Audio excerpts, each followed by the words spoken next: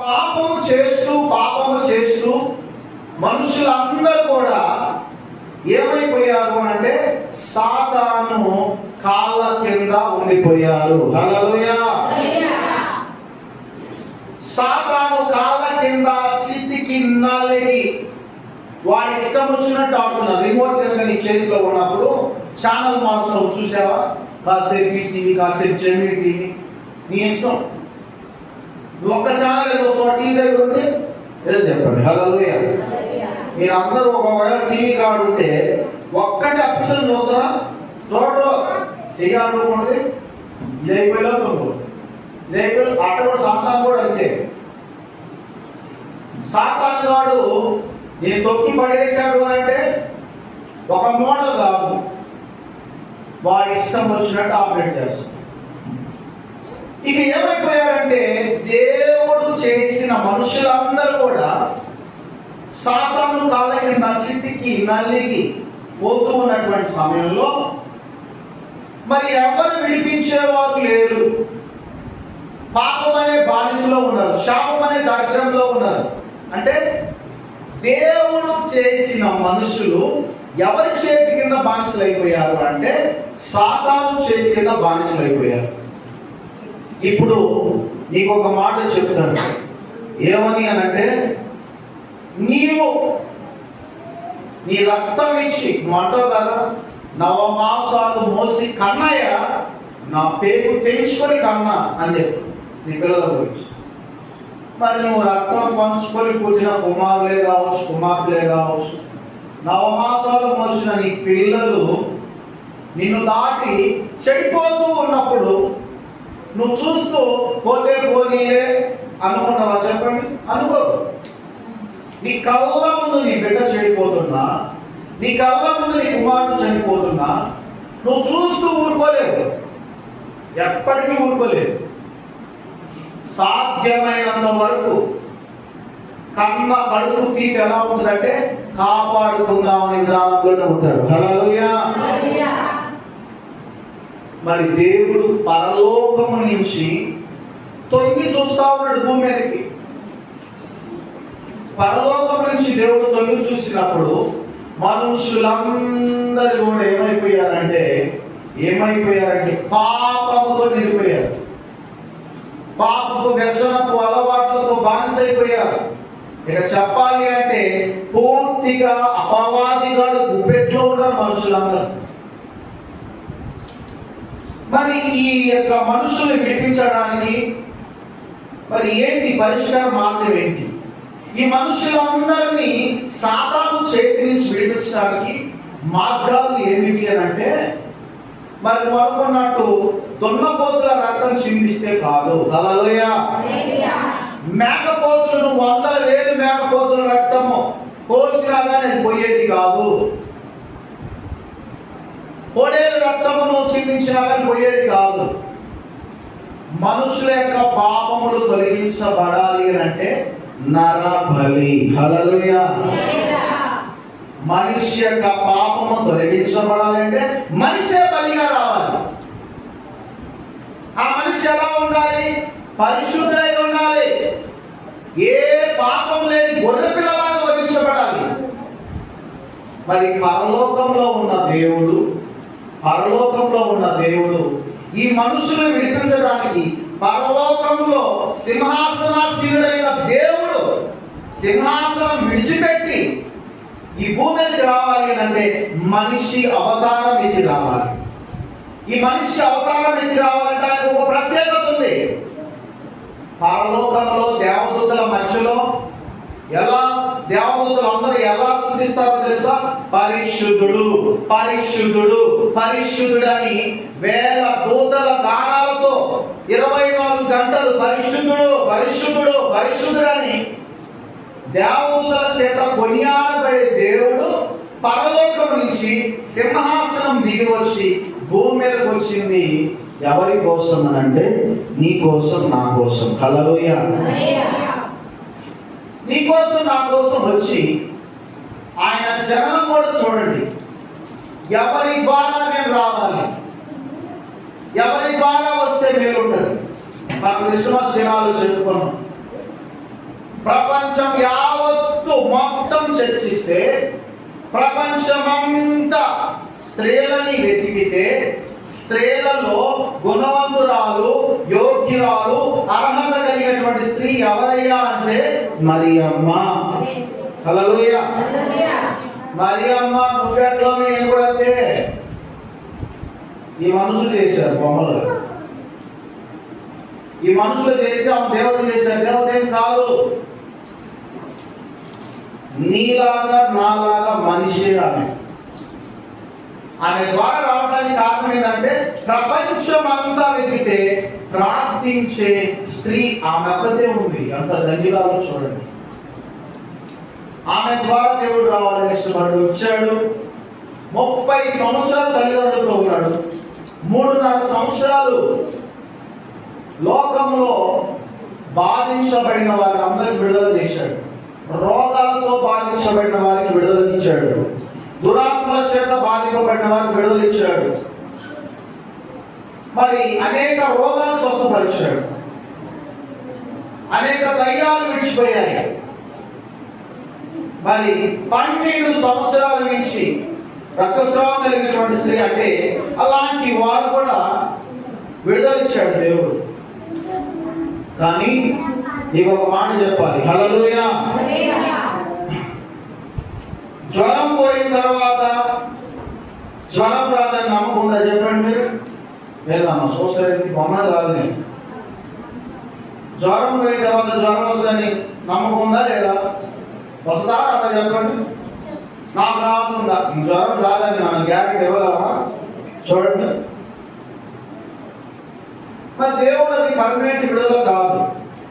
రోగాలను దేవుడు స్వస్థపరిచాడు. దురాత్మ చేత పీడింపబడిన వాడికి విడుదల ఇచ్చాడు. అది పర్మనెంట్ కాదు. పర్మనెంట్ ఏంటి అని అంటే ఆయన ఈ భూమి మీదకి రావాలి. ఈ భూమి మీదకి వచ్చిన తర్వాత ఆయన రక్తము భూమి మీద చిందించబడాలి. హల్లెలూయా. నరబలి అంటే ఆయన భూమి మీదకి వచ్చి మరి వారి చేతిలో పడడము, శిలువ వేయబడము, మరి శిలువ మోసుకుంటూ యెరూషలేము నుంచి గొల్గొతా వరకు శిలువ మోసుకుంటూ భయంకరమైన కొరడా దెబ్బలు. మీకు అందరూ ఇక్కడ ఉన్న వాళ్ళందరూ కూడా కరుణామయుడు సినిమా చూశారుగా? మీరు అందరూ చూసారా? చూడలేదమ్మా చెప్పండి. చూసారా కరుణామయుడు సినిమా? ఇంతకుముందు తెరబొమ్మలు వేసేవాళ్ళు పెద్దవాళ్ళు. పండగ వచ్చినట్టు తెరబొమ్మ వేసి అందరూ చూపించేవాళ్ళు. మరి ఆ తెరబొమ్మ చూసినప్పుడు మనకు ఆలోచన రాదు. ఏమైనా పశువుల బాగులో పుట్టడం ఏంది, ఏమైనా శిలువ వేయబడటం ఏంది, ఆ శిలువలో మేకులు కొట్టడం ఏంది, ఆ రక్తం కావటం ఏంది, ఇదేంటోలే అనుకున్నాం. కానీ ఒక్కరికి కూడా ఆలోచన రాదు. హల్లెలూయా. ఎందుకు ఈయన ఈ రీతిగా చేశాడు అనేది ఎవరికి రాదు ఆలోచన. ఆలోచన మొదలైందంటే నువ్వు సత్యాన్ని తెలుసుకుంటావు. ఆలోచన మొదలైంది అంటే నువ్వు నిజం తెలుసుకుంటావు. మరి యేసు ప్రభు వచ్చి యెరూషలేము పట్టణం నుంచి గొల్గొతా వరకు భయంకరమైన శిలువ మోసుకుంటూ కొరడా దెబ్బలు, భయంకరమైన కొరడా. ఆ కొరడా ఎలా ఉంటుందో తెలుసా? పచ్చి ఎముకలు. ఒక్కసారి కొరడా అలా ఒంటి మీద పడిందనంటే నువ్వు చూసే కొరడా కాదది. నువ్వేదో తాళతో కొట్టేది అనుకుంటావు, నువ్వు కాదు. ఆ కొరడా ఎలా ఉంటుందంటే ఒక్కసారి శరీరం మీద పడ్డది అని అంటే రేగి కంపతో సమానం. ఒక్కసారి కొరడ గట్టిగా లాగితే ఆ పట్టకాల చర్మం ఊడి రావాలి. ఆ చర్మం ఊడినప్పుడు ఏమొస్తుంది? బ్లడ్ వస్తుంది.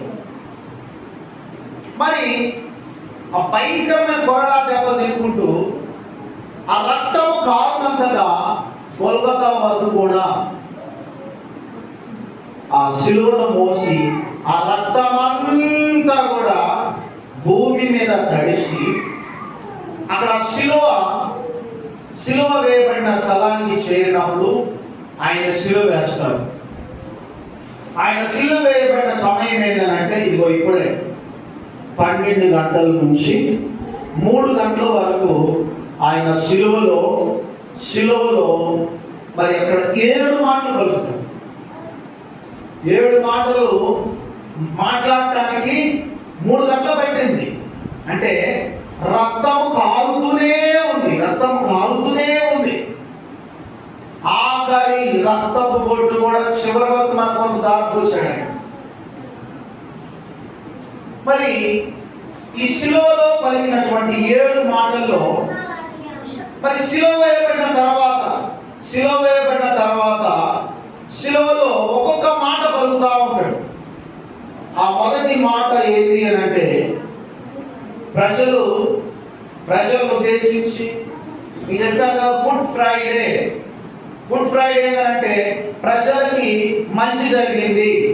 శుక్రవారానికి అర్థం ఏంటంటే ప్రజలకు శుభం జరిగింది. ఎందుకంటే అక్కడ దాకా వచ్చింది అని అంటే శుభకరమైనటువంటి సమయం. యేసు ప్రభు చేయాల్సింది చేస్తున్నాడు ప్రజల కోసం, ప్రజల యొక్క పాపాల కోసం, ప్రజల యొక్క శాపాల కోసం, వారి దారిద్ర్యం తొలగించడం కోసం ఆయన శిలువ మీదకి ఎక్కాడు. తన రక్తాన్ని చిందిస్తూ ఉన్నాడు. తన రక్తం కారుతూ ఉంది. ఈ కారుతూ ఉన్నటువంటి సమయంలో చాలా మంది దూషించారు, చాలా మంది అవమానపరిచారు, చాలా మంది నిందించారు, చాలా మంది రక్తము ఉనికిపోయేటువంటి మాటలు పలికారు. ఇంకా చెప్పాలి అంటే ముఖం మీద గాండ్రించి ఉమ్మేశారు అన్నమాట యేసు ప్రభు మీద. హల్లెలూయా. గాండ్రించి ఉమ్మిస్తే తుడుచుకొని వెళ్ళాడు. ఈరోజు నువ్వు గమనించు, చిన్న పిల్లవాడిని కొడితే వాడంటే నేను ఎప్పుడే కొడతాడు.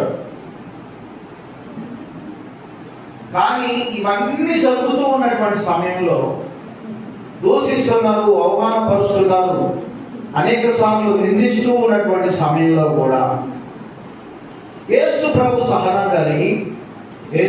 సహనం కలిగి పలుకుతున్న మాట చదువుకుందాము. మొదటి మాట శిలువలో పలికినటువంటి 7 మాటల్లో మొదటి మాట లూకా సువార్త 23వ అధ్యాయము 34వ వచనం చదువుకున్నాం. లూకా సువార్త 23వ అధ్యాయము 34వ వచనం చదవండి దయచేసి. యేసు తండ్రి వీరేమి చేయించున్నారో వీరెరుగరు కనుక వీరిని క్షమించమని చెప్పాను. హల్లెలూయా. ఏమంటున్నాడంటే మొదటి మాట తండ్రి వీరేమి చేయించున్నారో వీరెరుగరు కనుక వీరిని క్షమించు. ఈ మాట చాలా మొదటి మాటలోనే ఉంది. పునాది కలిగినటువంటి మాట మొదటి మాటలోనే ఏమున్నారంటే తండ్రి వీరేమి చేయించున్నారో వీరెరుగరు కనుక వీరిని క్షమించమన్నాడు. మొదటి మాటలోనే క్షమించడము. ఈరోజు ఇక్కడ కూర్చున్న వారందరి కూడా జాగ్రత్తగా వాళ్ళందరూ కూర్చోవాలి. ఇక్కడ కూర్చున్న వారందరిలో కూడా చాలా మంది మాట్లాడేటువంటి మాట ఏంటంటే నేను బాప్తిజం తీసుకున్నాను,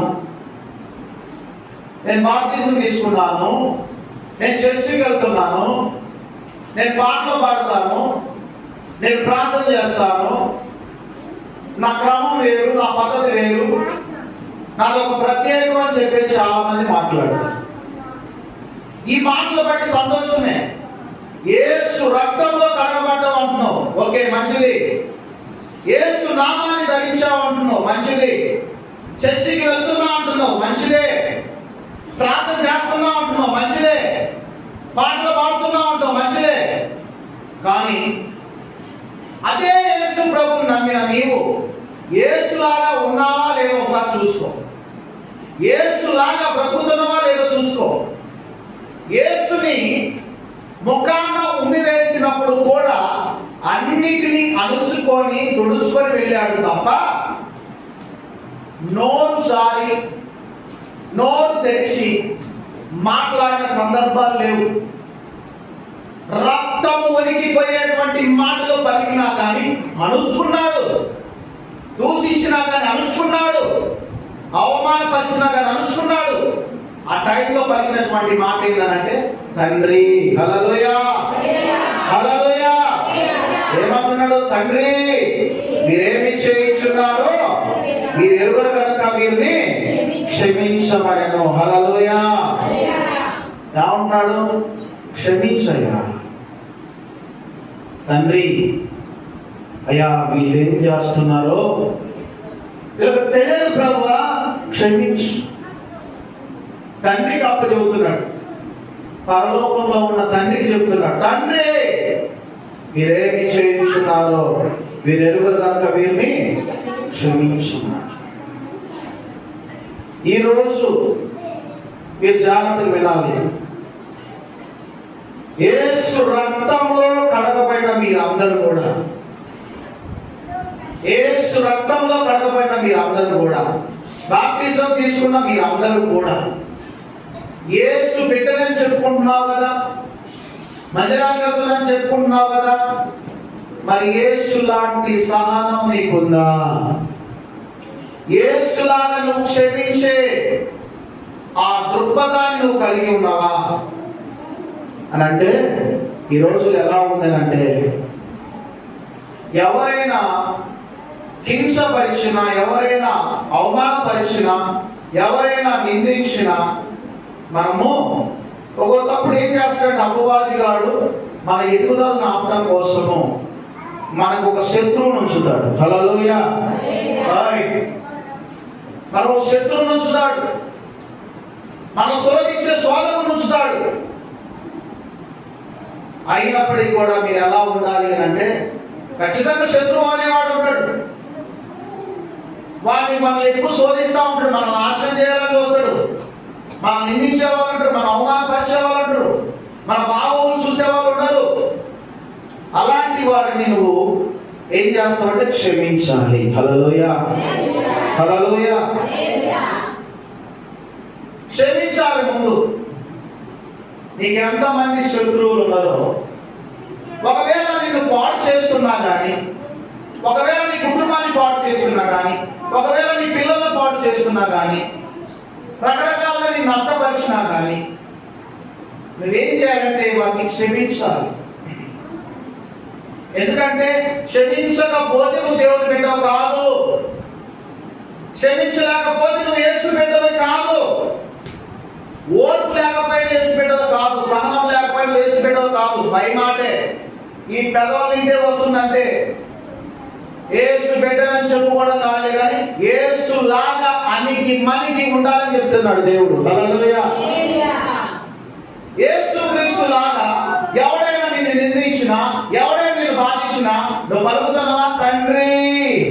నువ్వు కూడా తండ్రికి అప్పచెబుతున్నావా? తండ్రి ఏమి చేయించున్నారో వీరు ఎరుగరు కనుక వీరిని క్షమించడానికి పలుకుతున్నావా? రివర్స్ ఏందనంటే, అప్పుడేమో దేవుణ్ణి నమ్ముకోకమునపు దేవుణ్ణి నమ్ముకోగలిగి రెండు చేతులు చాపే వాళ్ళు, అర్థమై ఉంటుంది మీ బాగా, పల చేతులు విరిగిపోతాయి అన్నమాట కోపానికి. ఇప్పుడు కూడా ఆ సిద్ధాంతాన్ని పాటిస్తున్నారు. మళ్ళీ ఎలా? యేసు నామములో అంటారు. హల్లెలూయా. మళ్ళీ ఆయన నామ పేరులో చెప్పిస్తున్నారు. చెప్పించమని బైబిల్లో లేదమ్మా.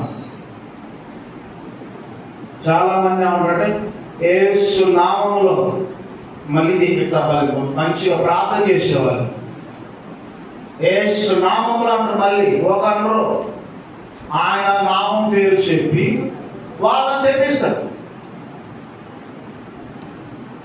ఇల్లు కూలిపోవాలి, కుటుంబం మారిపోవాలి. అక్కడికి ఇక్కడ తేడా ఏముంది చెప్పండి? హల్లెలూయా. వింటున్నారా? రెండు చేతులు చెప్పండి హల్లెలూయా.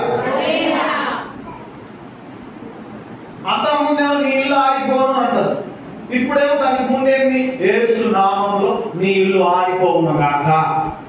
వెరైటీ శాపం అన్నమాట. ఇలా శపించమని బైబిల్లో లేదు. ఒకవేళ శపించావా నీ వాకిట్లోనే ఆ శాపం పనిచేసింది. హల్లెలూయా. ఒకవేళ నువ్వు కోపాన్ని తట్టుకోలేక ఉక్రోషముతో నువ్వు ఎదుటి వారి మీదకి శాపం రిలీజ్ చేశావా, ఆ శాపం నీ మీదే ఉంటుంది, నీ నడిలోనే ఉంటుంది. ఎందుకు అంటే ప్రతి దానికి ఆధారాలు చూపించాలి, ప్రతి దానికి ఆధారం ఉండాలి. ఆ ఆధారం ఇప్పుడు నేను చూపిస్తాను. మత్తయి సువార్త 5వ అధ్యాయము 43వ వచనం చదవండి.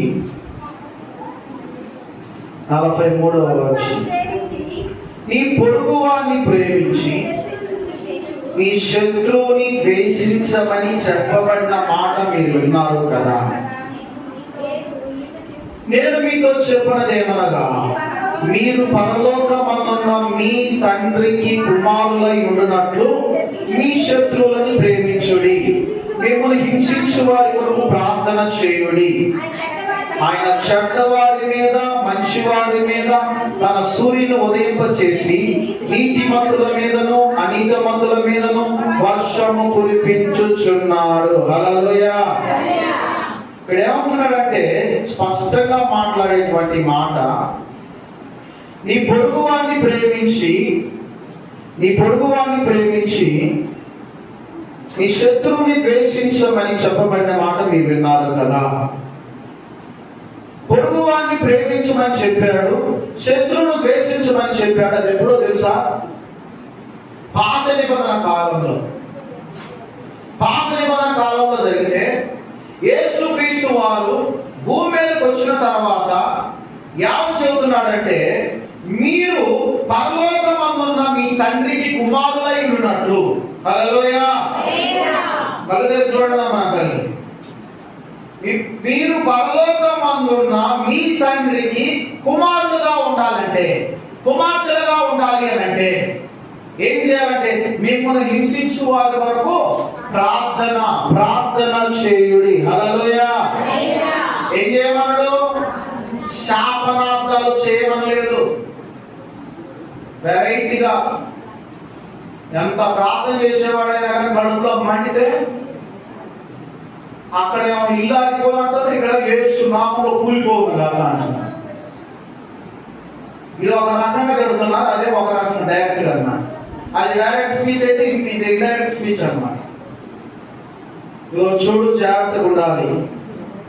యేసు ప్రభు తలుచుకుంటే ఆయన దూషించిన వాళ్ళ మీద, ఆయన అవమానపరిచిన వాళ్ళ మీద, ఆయన నిందించిన వాళ్ళ మీద అన్నిటినీ అణుచుకొని ఆయన చేసినటువంటి మాట ఏంటంటే, తండ్రి మీరేమి చేయించున్నారో మీరు ఎరుగరు కనుక వీరిని క్షమించమని చెప్పాను. హల్లెలూయా. నువ్వు కూడా ఏం చేయాలంటే, నీ శత్రువులు ఉంటారు, ఉండకుండా ఎట్లుంటారు, వాళ్ళు ఉండాలి. వాళ్ళు ఉండటం వల్ల మన క్షేమం. వాళ్ళు ఉంటే నువ్వు ప్రార్థన చేస్తావు, అన్నీ ఉంటే నువ్వేం చేస్తావు? అన్ని బాగుంటే తిండి కానీ అన్ని బాగుంటే ఏం చేస్తావు? ఇక్కడ ప్రార్థన చేయమని చెప్పాడు. రోమా పత్రిక 12వ అధ్యాయము 14వ వచనం చదవండి. రోమా పత్రిక 12వ అధ్యాయము 14వ వచనం తీయండి. మిమ్మల్ని హింసించు వారిని దీవించుడి కానీ శపించవద్దు. హల్లెలూయా. గుర్తుపెట్టుకోవాలమ్మా, మా పల్లెటూరులోనే ఉంటాయి శాపనార్థాలని, పల్లెటూరులోనే ఉంటాయి గొడవలన్నీ, పల్లెటూరులోనే ఉంటారు శత్రువులందరూ కూడా. మరి దేవుడు ఒకే రక్తంలో కడగబడ్డమ్మ మీరు, యేసు రక్తంలో కడగబడిన మీరు కూడా గుర్తుపెట్టుకోవాలి. మరి ఆయన అవసరానికి క్షమించమంటున్నాడు, యేసు ప్రభు క్షమించమంటున్నాడు, వారి వరకు ప్రార్థన చేయమంటున్నాడు, వారిని శపించవద్దంటున్నాడు. వారి వరకు ప్రార్థన చేసి వారిని దీవించండి. హల్లెలూయా. దీవించడమే ఎంత కష్టమో చూడండి. నీ పిల్లగాడికి తాగి కథనాడి అంత వాడు అలవాట్లన్నీ మార్చేసిన వాడిని వాడిని దీవించమన్నా. లోకానుసారంగా వాడిని పాడు చేసినట్టు దీవించాలన్నా. లోకానుసారంగా నా కుటుంబాన్ని పాడు చేసిన వాడిని దీవించాలన్నా, నేను వాడి వరకు ప్రార్థన చేయాలన్నా అంటే అవును చేయాలి. క్షమించాలన్నా అవును క్షమించాలి. యేసుక్రీస్తుకి 12 మంది శిష్యులు ఉన్నారు. ఈ 12 మంది శిష్యుల్లో పేతురు అనేవాడు చాలా చురుగ్గా ఉంటాడు. ఈ పేతురు అడిగేవాడు అన్నమాట, అయ్యా ఇద్దరు సహోదరులు ఉంటే ఒకరి పట్ల తప్పిదం చేశాడనుకో, ఒకసారి క్షమించాలన్నా, 2 సార్లు క్షమించాలన్నా, 3 సార్లు క్షమించాలన్నా, 4 సార్లు క్షమించాలన్నా అంటే యేసు ప్రభు ఏమంటాడంటే 77 సార్లు. ఎన్నిసార్లు అమ్మా? ఎన్నిసార్లు చెప్పాలి? 97 సార్లు కాదు. కొంతమంది నిలబడిన వాళ్ళు అంటారు ఎన్ని గుర్తుపెట్టుకోండి, ఎన్ని అది చూపిస్తాను మీకు. మత్తయి సువార్త 18వ అధ్యాయము 21వ వచనం చదవండమ్మా. 18వ అధ్యాయము 21. ఆ సమయమున పేతురు ఆయన యొద్దకు వచ్చి, ప్రభువా, నా సహోదరుడు నా ఎడల తప్పిదము చేసిన ఎడల నేను ఎన్ని మార్లు అతన్ని క్షమించవలెను? 7 మార్లు మట్టుగా అని అడిగాను.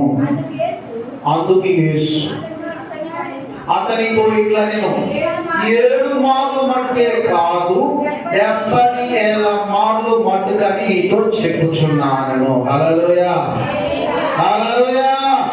2 చేతులెత్తి చెప్పండి, చెప్పండి హల్లెలూయా, హల్లెలూయా. పేతురు ఒక స్టెప్ ఎక్కువే చెప్పాడు. 7 సార్లు క్షమించాలనా అని అడిగాడు. మనం ఏమవుతాం తెలుసా? ఒక్కసారి అంటే ఏదో ఊరుకున్నా,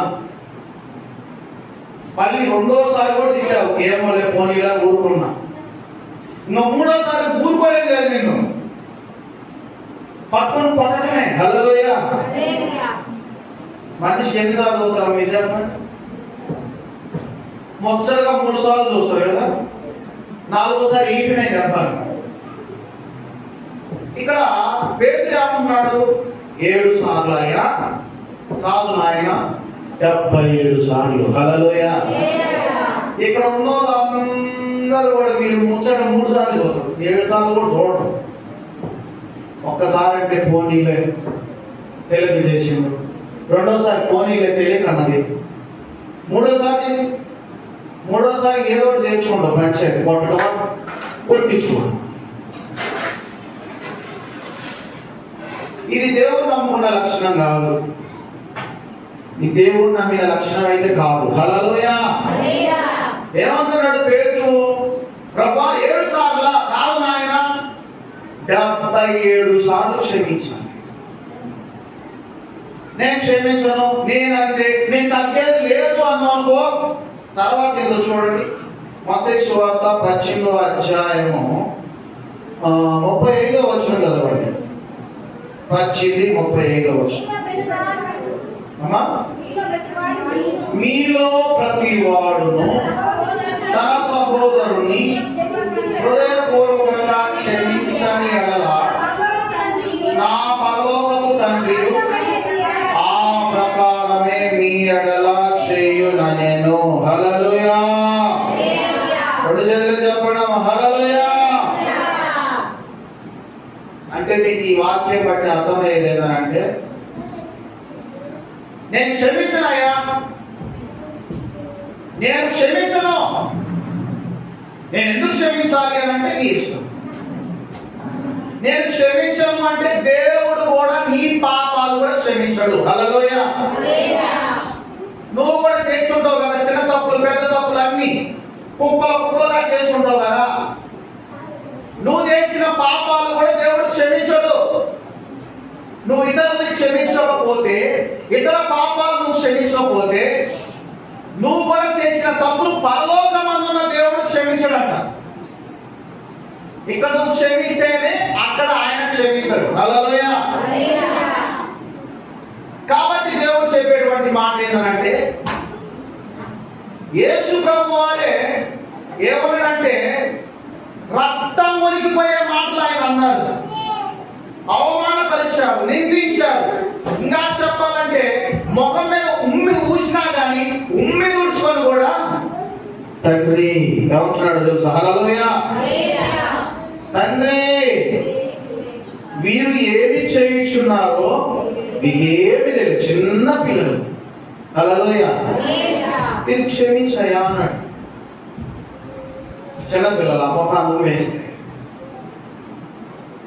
మరి అలాంటి సహనం కలిగిన మనసు మీరు అడగాలన్నా, యేసు బిడ్డను అని చెప్తారు, ప్రార్థన గంటల తరబడి చేస్తున్నాను అంటారు, ఉపవాసాలు అధిక ఉపవాసాలు అంటారు, ఒక్కడిని క్షమించరు, ఒక్కడిని క్షమించరు. హల్లెలూయా. బలిపీఠం మీద ఉండి చెప్తున్నాను, బలిపీఠం మీద ఉండి చెప్తున్నా. హల్లెలూయా. నేను ఎంతగా ప్రేమిస్తానో అంతగా నాకు వెన్నుపోటు పొడుస్తాడు. నా ఆత్మీయ అనుభవంలో నేను ఎంతగా ప్రేమిస్తానో వాళ్ళే వెన్నుపోటు పొడిచేవారు. రోడ్డున పడిన వాళ్ళు కూడా ప్రేమించి చేరదీసి ఆదరించిన వాళ్ళు కూడా నాకు వెన్నుపోటు పొడిచారు. పేర్లు అవసరం.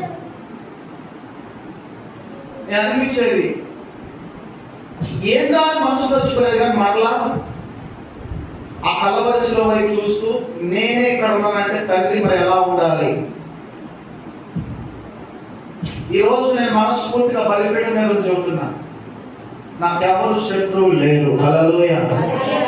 ఇప్పుడు కూడా మనస్ఫూర్తిగా నేను కీడు చేసిన వారిని కూడా క్షమిస్తా, కీడు చేసిన వారిని ఇంకా ఏం చేస్తానంటే శాల్వాతో సన్మానిస్తా. హల్లెలూయా. మనం ప్రేమిస్తే వాడగా పశ్చాత్తపడు. ఒకరోజు నాకు బాగా నా మీద అన్ని లేనిపోయి అన్ని చెప్పిన వాడికి నేను ప్రేమించాను, ఆదరించాను. తర్వాత అంటున్నాడు, ఇదెంత మంచి మనసు అని నాకు అర్థం కాలేదన్నా అంటున్నాడు. హల్లెలూయా. ప్రేమిస్తే ఇతరులు మారుతారు కానీ చెప్పిస్తే మారరు, దూషిస్తే మారరు, దూరం అయిపోతారు. యేసు ప్రభు చివరి వరకు చేసింది ఏంటంటే ప్రేమించాడు. కృపావరాలను ఆగిపోతే గాని ప్రేమ శాశ్వత కాలముండును. హల్లెలూయా. ఈ రోజు మొదటి మాటను బట్టి నువ్వు తెలుసుకోవాల్సింది ఏంటంటే, నీ కూడా ఉంటారు, నీ మీద సాడీలు చెప్పే వాళ్ళు ఉంటారు, నిన్ను నిందించే వాళ్ళు ఉంటారు, నిన్ను అవమానపరిచే వాళ్ళు ఉంటారు, నువ్వంటే గౌరవలేని వాళ్ళు ఉంటారు, నీ మీద అసూయపడే వాళ్ళు ఉంటారు. వాళ్ళు చూసినప్పుడల్లా నీ కోపం వస్తుంది, వాళ్ళు చూసినప్పుడల్లా మనసు బాధ కలిగింది.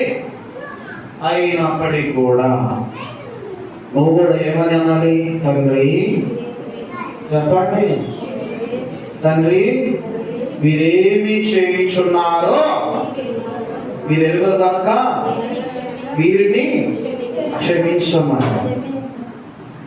ఈ మాట కూడా చాలా మంది ఏమంటారంటే,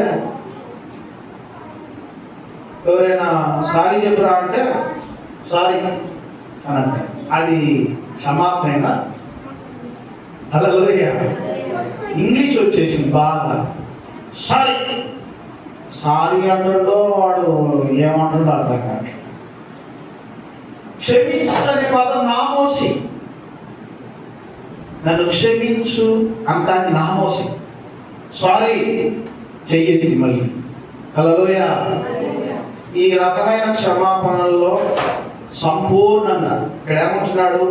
మీలో ప్రతి వాడు తన సహోదరుణ్ణి హృదయపూర్వకంగా క్షమించిన యెడల నా పరలోకపు తండ్రి ఆ ప్రకారమే మీ ఎడల చేయనను. హల్లెలూయా.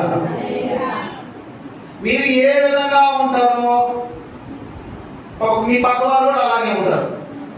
మీరు ఏ విధంగా క్షమిస్తారో నేను కూడా అలాగే క్షమిస్తాను. మీకు అర్థవంతంగా భాషలో చెప్పాలంటే, మీరు ఏ విత్తనాన్ని నాటుతారో చెప్పండి, ఆ చెట్టే ప్రేమ అనే విత్తనాన్ని నాటితే ప్రేమ అనే ఫలాలు వస్తాయి. పగ అనే విత్తనం నాటితే పగ అనే ఫలాలు వస్తాయి. పిల్లలకు ట్రైనింగ్ ఇవ్వబాకండి. పిల్లలకి ఏమంటారంటే, రే వాళ్ళ నుంచి పోయినవా నీకు, వాళ్ళకి నాకు పెట్టదు, పోయినవా కాలు నిలబడుతా అంటారు. హల్లెలూయా. పిల్లలకు నేర్పించబాకండి. వాళ్ళకి తెలియదు, చిన్న పిల్లలకు తెలియదు. కాసేపు తిట్టుకున్నా కానీ కాసేపు మరలో ఆడుకుంటారు. పిల్లలకి ఏమన్నా తల్లిదండ్రులు, ఒక్కవేళ ఇంటికి పోయినవా ఈపు చింతపండి అయినానంటారు. వాడు తెలియక ఏం చేస్తాడు, వాడే ఫ్రెండ్ అవుతాడు. హల్లెలూయా. పిల్లలకు నేర్పించుకోవాలి. ఇది ఒక శాపం. అడగండి ప్రభువా. ప్రతి నెల ప్రభు బల్లారాధనలు ఎందుకు చేస్తున్నాం? ఆ రక్తం ఆ శరీరం ఎందుకు తింటున్నావు తెలుసా? ఆయనలాగా మారడం కోసం. హల్లెలూయా. రొట్టెకు శరీరానికి గుర్తుగా ఈ రొట్టెని తినండి, ఆయన రక్తానికి గుర్తుగా ద్రాక్షరసాన్ని తాగండి. ఎందుకని? ప్రభువా, ఈ రొట్టెని తినప్పుడల్లా, ఈ ద్రాక్షరసాన్ని త్రాగినప్పుడల్లా నీ వలె నేను అణుచుకోవాలి, నీలాగా నేను మారాలి, నీలాగా నేను రూపాంతరంలోకి రావాలని మనం దేవుని దగ్గర ప్రార్థించాలి. హల్లెలూయా. నేను డిగ్రీలో తెనాల్లో చదువుతున్న డిగ్రీలో ఎర్రగొండ పాలెం అబ్బాయి నా తోడైంది.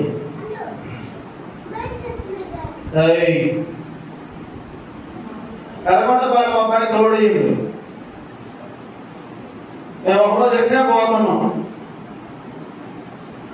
సైకిల్ మీద పోతున్నాం.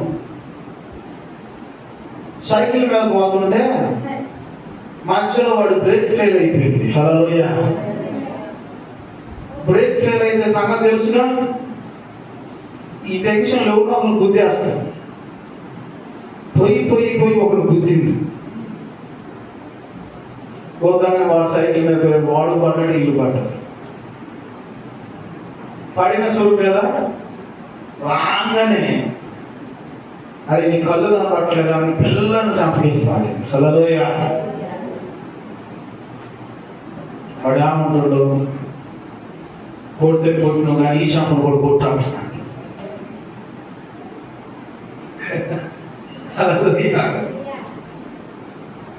ఈడేంగా ఒక దెబ్బకి ఒక దెబ్బకి గోపకి మళ్ళీ ఇంకో షాంపు చూపిస్తాను నేను. వాడంటాడు, వాడు కొట్టు, ఈ షాంపు కూడా కొట్టు అని అంటున్నాడు. వాడు చూసి వెళ్ళిపోయాడు. హల్లెలూయా. ఈ షాంపు కొట్టమంటాడు, ఈ షాంపు కొట్టమంటాడు. ఈ షాంపు కొట్టినా వీడేమన్నా ఏమంటే వెళ్ళిపోయాడు. నేను వెనకమాలే ట్యూషన్ పోతాను. అరే నువ్వు చేసిందే తప్పు, బ్రేక్ ఫెయిల్ అయిపోయింది, క్షమాపణ అడిగితే బాగుండేది కదా. వాడేదో దెబ్బ తగిలింది కాబట్టి ఈ షాంపు కొట్టమంటాడు. మళ్ళీ ఇంకో షాంపు చూపిస్తామంటే బైబిల్ తీస్తాడు. హల్లెలూయా. బైబిల్ ఒక మాట ఉంది కదా, తీయండి ఒకసారి మత్తయి సువార్త. హల్లెలూయా. 5వ అధ్యాయము 39వ వచనం. మత్తయి సువార్త 5వ అధ్యాయము. నేను మీతో చెప్పినదేమనగా 39వ వచనం, దుష్టుని ఎదిరింపక నిన్ను కుడి చెంప మీద కొట్టువాని వైపుకు ఎడమ చెంప కూడా తిప్పుము.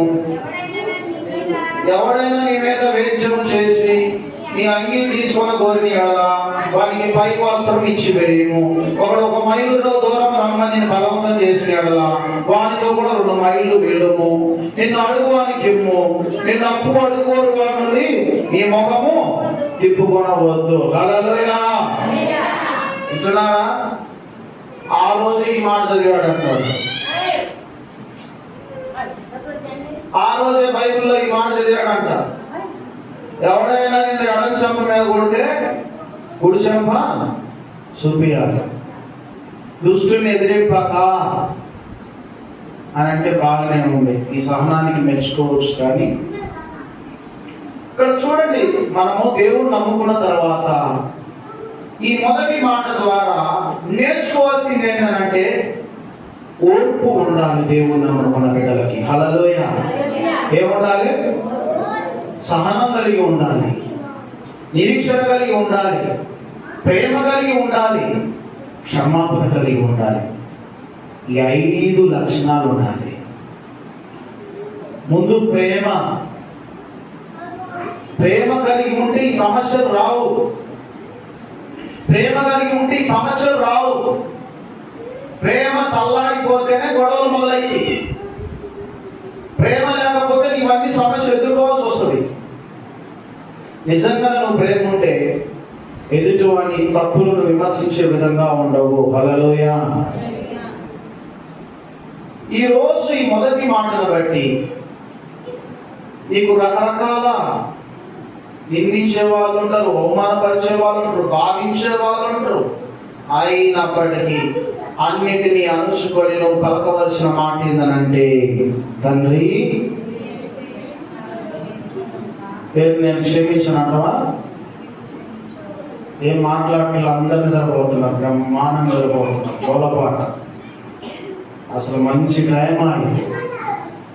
తండ్రి చెప్పాలా? నోరు చెప్పండి. తండ్రి పలకండి. తండ్రి మీరేమి చేయించున్నారో మీరు ఎరుగరు కనుక వీరిని క్షమించుము. ఈ రోజు నుంచి నువ్వు కూడా క్షమించమని అడగాలి, ఇతరులను క్షమించాలి. నువ్వు ఇతరులను క్షమించినప్పుడే దేవుడు కూడా నిన్ను క్షమిస్తాడు. రెండవ మాట చదువుకున్నాం. నీవు నాతో కూడా పరదేశంలో ఉందువని నీతో నిశ్చయముగా చెప్పుచున్నాను. లూకాసు సువార్త 23వ అధ్యాయము 43వ వచనం. 23:43 వచనం. మరలా ఒకసారి చదువుకుందాం. నీవు నాతో కూడా పరదేశంలో ఉండువని నిశ్చయముగా మీతో చెప్పుచున్నాను. హల్లెలూయా. రెండు చేతులు చెప్పాలి హల్లెలూయా. ఈ మాటలు చెబుతున్న సండే స్కూల్ పిల్లలు గుర్తొచ్చారు. పోయిన సంవత్సరం అలా ఒక మాట ఇచ్చారు. వాళ్ళు చెబుతుంటే నేను వాక్యం చెప్పాను. హల్లెలూయా. నీవు నాతో కూడా పరదేశంలో ఉందని నిశ్చయముగా నీతో చెప్తున్నాన్న మాట ఎప్పుడనంటే, శిలువ వేయబడ్డారు యేసు ప్రభుతో పాటు ఎడమ పక్కన ఒకళ్ళు, కుడి పక్కన ఒకళ్ళు. వాళ్ళల్లో ఒకటి ఏమంటాడంటే, క్రోషముతో ఆవేశముతో పలికేటువంటి మాట ఏమంటాడంటే, యేసు ప్రభువా నువ్వు దేవుని కుమారుడు అంటున్నావు కదా, నా రాజ్యం ఉంది అంటున్నావు కదా, అన్నీ ఉన్నాయి అంటున్నావు కదా, చూడండి నీవే దేవుని కుమారుడు అయితే ముందు నువ్వు రక్షించుకో, తర్వాత మమ్మల్ని కాపాడు. నువ్వు దేవుని కుమారుడు అంటున్నావు కదా, శక్తులు అంటున్నావు కదా, మమ్మల్ని రక్షించు, నువ్వు కాపాడుకో అంటే, ఇంకొకడు శిలువలో ఉన్న పక్కవాడు ఏమంటున్నాడంటే, రే ఆపరా, మనం చేసిన తప్పులకి మనం శిలువ వేయబట్టంలో తప్పు లేదు. హల్లెలూయా. మనం చేసిన తప్పులకి ఈ శిక్ష అవసరమే. కానీ ఆయన ముఖం చూడరా, ఆయన ముఖంలో ఏ పాపము కనబట్టలేదు. ఆయన పాపం లేనివాడిగా ఉన్నాడు. ఆయన నిర్దోషి, ఏ పాపం లేని వ్యక్తిగా ఉన్నాడు అని అంటూ, తండ్రి నీ రాజ్యంలో నన్ను గుర్తు చేసుకోవా, నీ రాజ్యంలో నన్ను ఒకసారి గుర్తు చేసుకోవా. ఏమంటున్నాడు 42వ వచనంలో, ఆయన చూచి, యేసు నీవు నీ రాజ్యంలోకి వచ్చినప్పుడు నన్ను జ్ఞాపకం చేసుకోమని. అందుకు ఆయన వానితో, నేడు నువ్వు నాతో కూడా పరదేశంలో ఉండు అని నిశ్చయముగా మీతో చెప్పుచున్నాను. హల్లెలూయా. చూడండి, అక్కడ ఉన్న దొంగ, ఇద్దరు దొంగల్లో ఎవరికి పరలోకం వచ్చింది చెప్పండి? ఇద్దరికి వచ్చిందా, ఒకరికి వచ్చిందా? ఒక్కరికే దేవుడి కుమారుడు నా దొంగ గుర్తించాడు. పరలోకంలో నన్ను జ్ఞాపకం చేసుకోమని దొంగ గుర్తించాడు, అడిగాడు. యేసు ప్రభువుడు ఏమన్నాడు? నీవు నాతో కూడా పరలోకంలో ఉంటావు, పరదేశంలో ఉంటావు అని చెప్పాడు. ఈరోజు మనం గుర్తు వేసుకోవాలి ఈ రెండో మాటను బట్టి. మనం ఏమంటామంటే మన మందిరాల్లో కూడా దొంగల్లో ఒక దొంగలాగా ఉంటారు. హల్లెలూయా. నువ్వు దేవుని కుమారుడు అయితే అనేవాళ్ళు ఉన్నారు, నువ్వు నిజంగా భక్తి పరుడు అయితే అనేవాళ్ళు ఉన్నారు, నిజంగా దేవుని బిడ్డవైతే అనేవాళ్ళు ఉన్నారు. ఈ మాటలు వద్దు. సత్యాన్ని తెలుసు, సత్యాన్ని గుర్తించి ఈ మాటలు రాకూడదు. నువ్వు నిజంగా దేవుని కుమారుడు అయితే, ఇప్పుడు మిమ్మల్ని మీ దగ్గరకు వచ్చేవాడైనా నిజంగా నువ్వు దేవుని బిడ్డవైతే, హల్లెలూయా, నిజంగా నువ్వు దేవుని బిడ్డవైతే, నిజంగా దేవుని బిడ్డనైతే నేను యేసు రక్తంలో కడగబడ్డాను, నేను బాప్తిజం తీసుకున్నాను, ఆయన బిడ్డనే, నువ్వు నిజంగా అన్నా అంటే నువ్వు నేను దేవుని నమ్ముకున్న బిడ్డనే అన్నారు. కానీ చాలా మంది అక్కడ రెచ్చగొడతారు. నిజంగా నువ్వు దేవుని బిడ్డవైతే, ఈ మాటలు అపవాది రెచ్చగొట్టేటువంటి మాటలు. హల్లెలూయా. ఇద్దరు దొంగల్లో ఒకడు యేసు ప్రభుతో పాటు పరలోకానికి చేరాడు. మన మాటలు కూడా రెచ్చగొట్టే విధంగా ఉండకూడదు. మూడవది, అమ్మా ఇదిగో నీ కుమారుడు, ఇదిగో చూడండి. మూడవ మాట చదువుకుంది. యోహాను సువార్త 19వ అధ్యాయము తీయండి. అమ్మా ఇదిగో నీ కుమారుడు తల్లితో చెప్పాను. తర్వాత శిష్యుని చూసి ఇదిగో నీ తల్లి అని చెప్పాను. హల్లెలూయా. యేసు ప్రభుకి ఇష్టమైన వ్యక్తులు ఉన్నారు.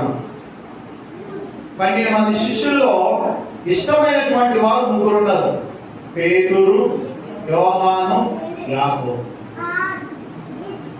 పేతురు, యోహాను, యాకోబు. అయితే ఇక్కడ యోహాను యేసు ప్రభు స్థానాన్ని ఫిల్ చేయడం కోసము, మరియమ్మ ఏమో ఏడుస్తుంది. తల్లి ప్రేమ కదా, కుమారుడు శిలువలో బలైపోతున్నప్పుడు కన్న తల్లి గడుపులాగా విలవేలాడిపోతా ఉన్నప్పుడు యేసు ప్రభు జాలిపడ్డాడు ఆమెను చూసి. ఇప్పుడు దాకా నేను చూసుకున్నాను కదా, నా స్థానాన్ని నా శిష్యుడికి అప్పచెబుతున్నాను. యోహానుతో అన్నాడు, అయ్యా ఈ రోజు నుంచి నా తల్లి బాధ్యతలు నువ్వే చూసుకోవాలి. ఇదిగో ఈ రోజు నా స్థానాన్ని నీకు ఇస్తున్నాను. ఇదిగో ఈ రోజు నుంచి ఈమె నీకు తల్లి. అమ్మా ఇదిగో ఈ రోజు నుంచి యోహానే నీ కుమారుడు అని చెప్తాడు అనమాట. హల్లెలూయా.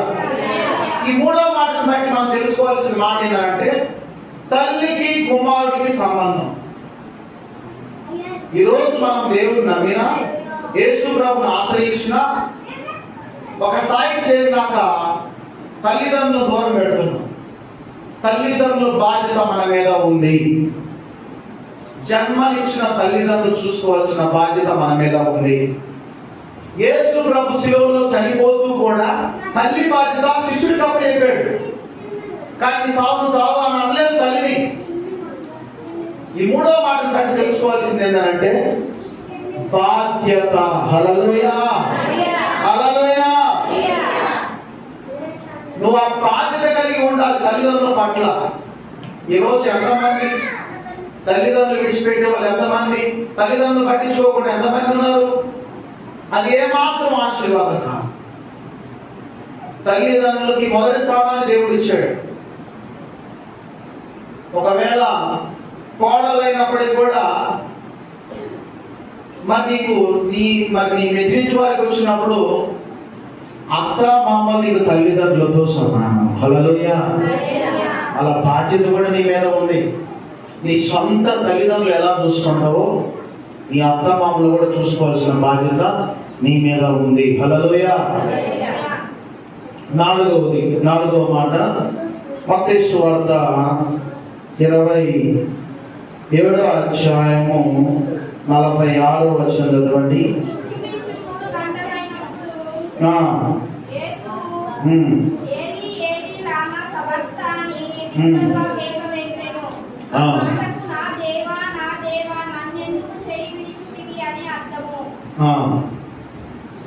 చూడండి ఇక్కడ 4వ మాట 27వ అధ్యాయము 46వ వచనం ఏమంటున్నాడు ఇక్కడ?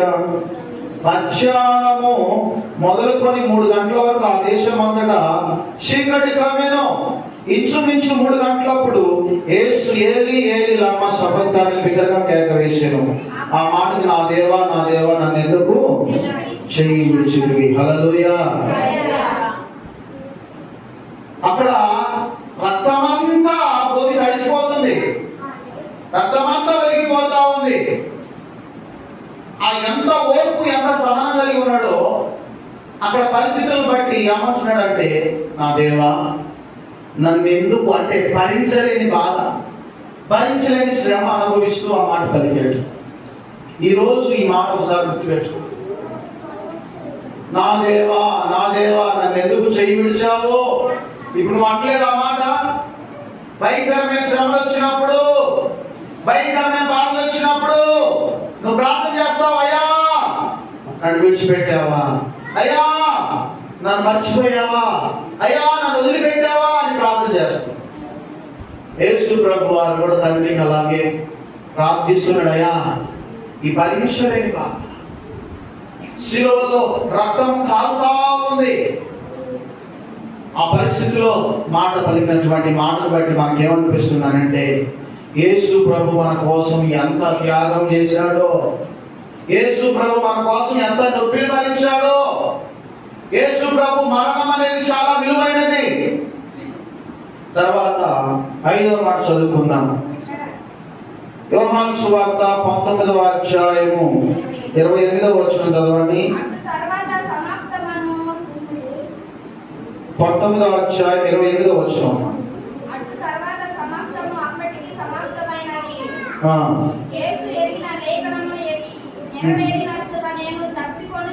నేను దప్పికొనుచున్నాను. హల్లెలూయా. ఏమంటున్నాడు ఇక్కడ? బాగా నడి అండలో ఉండటం వల్ల మధ్యాహ్నం సమయంలో యేసు ప్రభుకి దాహం కలిగింది. యేసు ప్రభు దప్పికైన పరిస్థితుల్లో దాహం అనేటువంటి సమయంలో వాళ్ళు చేసిన మాట ఏంటనంటే, వాళ్ళు చేసిన పని ఏంటనంటే, చిరకతో నుండి అన్న ఒక పాత్ర అక్కడ పెట్టి ఉండను. కనుక వారు స్పాంజి చిరకతో నింపి ఈ సోపు పొడకుకు తగిలించి ఆయన నోటికి అందించేది. చూడండి, చేదు చిరకను అందించారు. దాహం అంటుంటే ఏం చేశారో తెలుసా? కఠినమైన పరిస్థితులు, రక్తం కాలుతా ఉంది, భరించలేని బాధను భరిస్తూ ఉన్నారు. అన్ని బాధల్లో కూడా దాహం అవుతున్నా కానీ కనీసం నీరు కూడా అందించిన పరిస్థితి. దాహం అంటున్నా కానీ చేదు చిరకనిచ్చినటువంటి వారు. ఈరోజు మనం తెలుసుకోవాల్సింది ఏంటంటే, ఈ సందర్భాన్ని బట్టి మనం నేర్చుకోవాల్సింది ఏంటంటే, ఆ రోజు యేసుక్రీస్తుకి దప్పికైనప్పుడు చేదు చిరకనిచ్చారు. ఈ రోజు దాన్ని గుర్తు చేసుకుంటున్నాం. ఆ రోజు మన కోసం ఆయన చేదు చిరుకను పుచ్చుకున్నాడు. ఈ రోజు ఈ శుభకరమైన సమయంలో మనము తీపి ద్రావణాన్ని మనం తాగుతూ ఉన్నాం. హల్లెలూయా. అంతేకాదు, మధ్యాహ్నం 12 గంటల నుంచి 3 గంటల వరకు భయంకరమైన ఎండ తీవ్రత, దాహం ఉండేవాళ్ళు ఎంతమంది ఉంటారు రోడ్డు మీద? ఆ రోజు యేసుక్రీస్తు దాహాన్ని తీర్చలేకపోయారు. ఈ రోజు ఈ శుభ శుక్రవారం రోజు మనము ఇతరుల యొక్క దాహాన్ని తీర్చాలి. హల్లెలూయా. ఇతరుల యొక్క దాహము తీర్చాలి, ఇతరుల యొక్క దప్పికను తీర్చాలి. కాబట్టి ఆ రోజు యేసుక్రీస్తుకు చేదు చిరకనిస్తే ఈ రోజు మనం దాని గుర్తుగా మంచి తీపి ద్రావణాన్ని తాగుతూ ఉన్నాం. మరి 6వ మాట వచ్చేసి అక్కడ యోహాను సువార్త 19వ అధ్యాయము 30వ వచనంలో, యేసు ఆ చిరకను పుచ్చుకొని సమాప్తమైనదని చెప్పి తల వంచి ఆత్మను అప్పగించెను. హల్లెలూయా. ఏమంటున్నాడు? చేయాల్సిన పని అంతా చేశాడు ఆయన. చివరి క్షణం వచ్చేసింది. తండ్రి చేయవలసిన పనులన్నీ చేశాడు.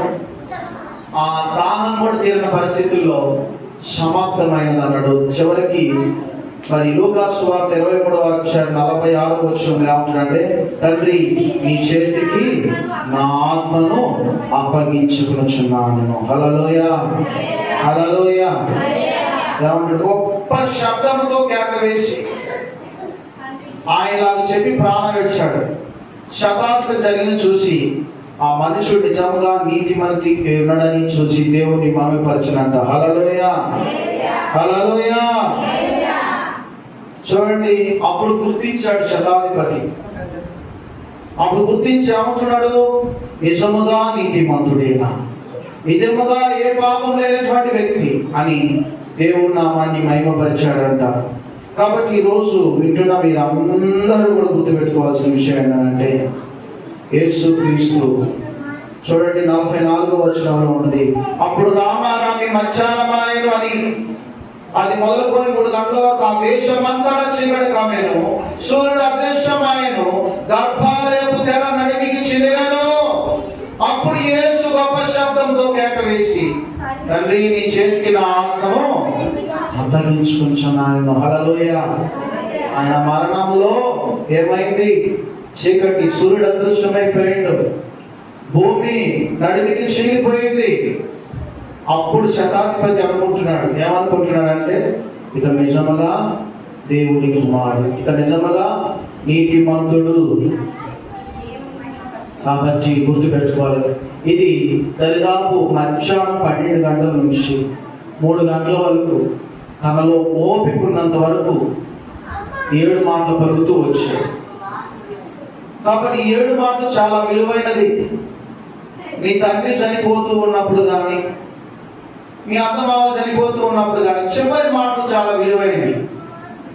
చివరి మాటలు చాలా విలువైనవి చెప్తా ఉంటారు. అవి నువ్వు జీవితాంతం గుర్తుంచుకుంటా.